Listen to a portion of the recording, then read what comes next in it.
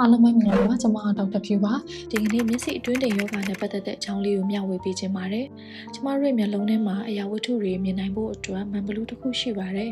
အဲ့ဒီမှန်ဘလူးကပုံမှန်ဆိုရင်ကြည်လင်းနေရပါတယ်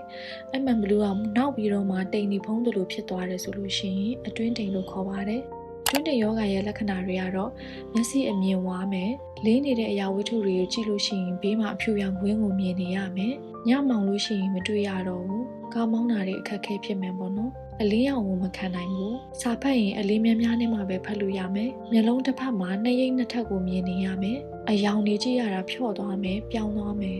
စတဲ့ယောဂလက္ခဏာတွေကိုခံစားနေရတယ်ဆိုရင်အတွင်းတိမ်ယောဂရှိနေနိုင်တဲ့အတွက်ကြောင့်မလို့မျက်စိဆရာဝန်နဲ့ပြသသင်ပါတယ်အတွင်းတိမ်ကိုကုသမယ်ဆိုရင်တော့မျက်လုံးထဲကတိမ်ခွေနေတဲ့မှန်ဘလူးကိုထုတ်ပြီးတော့မှလူလုတ်တဲ့မှန်ဘလူးကိုထည့်ရပါတယ်ထည့်လို့ရတဲ့မှန်ဘလူးအမျိုးအစား၃မျိုးရှိပါတယ်။ monofocal, bifocal, trifocal ဆိုပြီးတော့၃မျိုးရှိပါတယ်။ဆလင်ဒါရှိတဲ့လူတွေအတွက်ကြတော့ထိုးရမှန်ဘလူးကိုထည့်ရပါတယ်။ monofocal ကအသုံးအများဆုံးမှန်ဘလူးဖြစ်ပါတယ်။အဲ့ဒီမှန်ဘလူးအမျိုးအစားကအမြင်အာရုံအဝေးကိုမြင်မလားသို့မဟုတ်အနီးကိုမြင်မလားတစ်ခုပဲရွေးလို့ရပါမယ်။အဝေးအနီးနှစ်ခုလုံးကိုမမြင်ရပါဘူး။ကိုကအဝေးကိုရွေးတယ်ဆိုလို့ရှိရင်အနီးဖြစ်တဲ့စာဖတ်တဲ့အချိန်တွေမှာမျက်မှန်တက်ဖို့လိုအပ်ပါမယ်။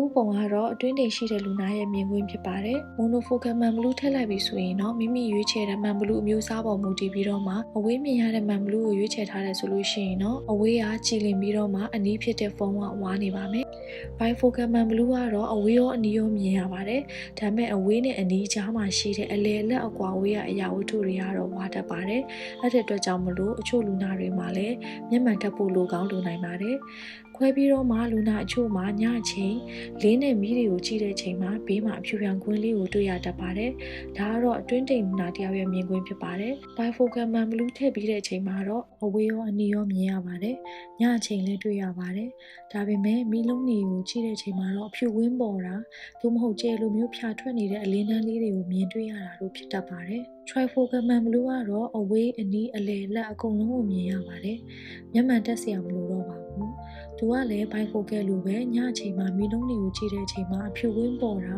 ကျဲလိုမျိုးဖြာထွက်တာလေးတွေတွေ့ရတတ်ပါတယ်။တိုးရမှန်ဘလူးဆိုတာကတော့ဆလင်ဒါရှိတဲ့လူတွေမှာသုံးရပါတယ်။ဆလင်ဒါရှိတယ်ဆိုတာကပုံမှန်လူရဲ့မျက်လုံးကအဝိုင်းလေးဖြစ်နေပြီးတော့မှဆလင်ဒါရှိတဲ့လူတွေမှာတော့ကြက်ဥလိုမျိုးရှည်ထွက်နေတာလေးဖြစ်နေပါတယ်။အဲ့ဒါကြောင့်မလို့မျက်စိကဝါတာပေါ့နော်။ဆလင်ဒါရှိတဲ့လူတွေမှာတော့ဒီတိုးရနဲ့ခုနကမှန်ဘလူးတွေကိုပေါင်းစပ်ထားတဲ့တိုးရ monofocal, တိုးရ bifocal, တိုးရ trifocal မှန်ဘလူးတွေကိုထည့်ရပါတယ်။ကိုကဘယ်မှန်ဘလူးနဲ့တင့်တော်မလဲဆိုတာကိုတော့ဆရာဝန်နဲ့စမ်းသပ်စစ်ဆေးပြီးတော့မှဆွေးနွေးတိုင်ပင်ပြီးမှပဲသိနိုင်ပါမယ်ကြည့်ရှုပေးတဲ့အတွက်လည်းအားလုံးကိုကျေးဇူးတင်ပါတယ်